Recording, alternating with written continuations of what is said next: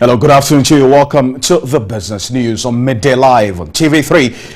My name is Alfredo Conce. To our first story this afternoon, the comprehensive agricultural and business development and investment guide compiled by the Savannah Accelerated Development Authority has begun attracting investors to the zone. The guide is an in-depth study and analysis of soils in the zone, which crops categorized to match to encourage maximum yield. President John Dramani Mahama and other stakeholders have been recommending the guide to both local and foreign investors. Ghana is geared towards agric as a major source of economic development, as a major source of job creation, as a major source of, therefore, employment. So for me, this speaks volume. With huge potentials for agric, what else can they do than to have such a body set up to ensure that we are really capitalizing on what I call our last World Bank. There's vast lands there, and it's not just any land. As you can see from the guide, we can grow so many different types of crops there. Any investor who takes this can immediately get an idea of where do I go within the zone for the kind of investment I want to make. Agriculture is very location specific. So once you land within that zone, you would then have to do your own feasibility within that zone of how you, but at least you know where to go and you know what to expect and you know the potential that you can get out of it. And that is a good background. Now the next phase is to open up for investments to come in. I think this is a very, very important milestone in the development and evolution of SADA. And we are hopeful that the publication will go a long way to make it easy for investors from Europe, the Americas and Asia, and even from Latin America like Brazil, to see the potential of SADA in their own countries, even before they come to Ghana. And I'm suggesting that many other government agencies need to produce similar material. The guide has done what we call land suitability analysis for 25 crops. So you open the guide and you will see where and which parts of the SADA zone is suitable for the wheat production. I've been given copies of all those documents and I have displayed them very proudly in the office of the President, and I'm also an advocate for SADA. Any investor who strays through my office, I'm very quick to show them the documents and say that there are these documents in case you're interested in agriculture. There's an organization called SADA, you better go see them. I'm happy to say SADA is back on track and is going to be a vehicle for the accelerated development of the Savannah zone of our country.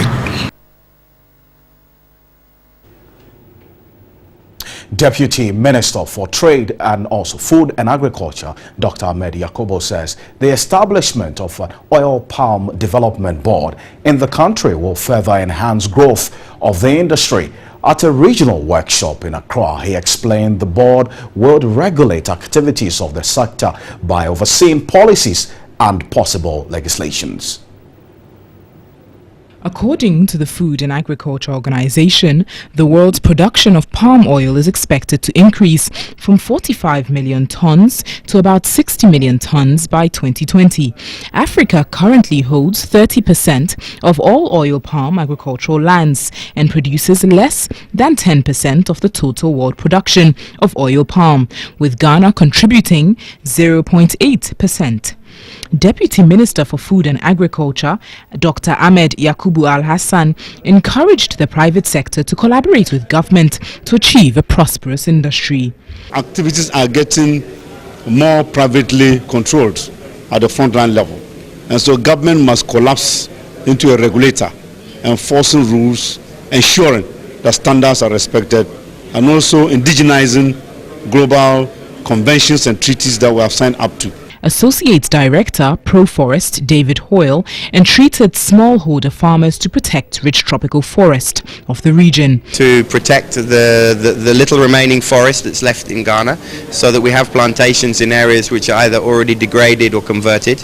Also making sure that those plantations do all the various agricultural activities responsible. They look after the chemicals, they make sure the chemicals don't get into the water courses and all that. As part of efforts towards sustainable palm oil industry in Africa, Proforest, a non-profitable organization in collaboration with the Ministry of Food and Agriculture, organized a workshop to develop a regional framework for the responsible production of palm oil in the region.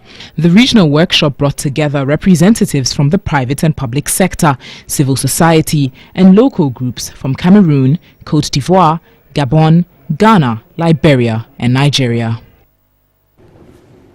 Leader of the Ghana Strategy Support Program, Dr. Kolavali Shashidraha, has underscored the need for a fertilizer policy which takes into account an exit strategy. In an exclusive interview with TV3, he indicated government cannot continually subsidize fertilizer.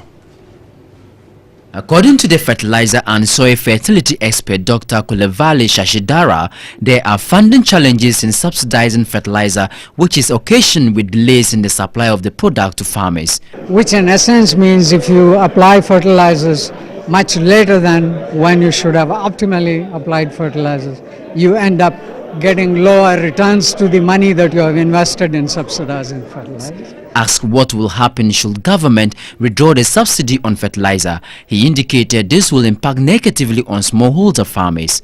If you're talking about cocoa farmers, for example, more of them perhaps would buy fertilizer even at the country. But what we need to know is that there is a significant portion, at least more than a third, that would pay the full price of fertilizer. Dr. Kolavali Shashidara called for a fertilizer policy which will eventually lead to government weaning itself from the subsidy. Well, the government should withdraw because as it is doing now, it's going to find itself without resources. So this is not something long term. So one needs to think of, are there other ways of helping farmers rather than subsidizing fertilizers? Available data indicate active farmlands in Ghana lose 22 kilograms of nitrogen per hectare, 2.5 kilograms of phosphorus per hectare, and 1.5 kilograms of potassium per hectare annually. That's it for business. After this quick break, we're going to the world of sports from Sports News. My name is Alfred Akanse.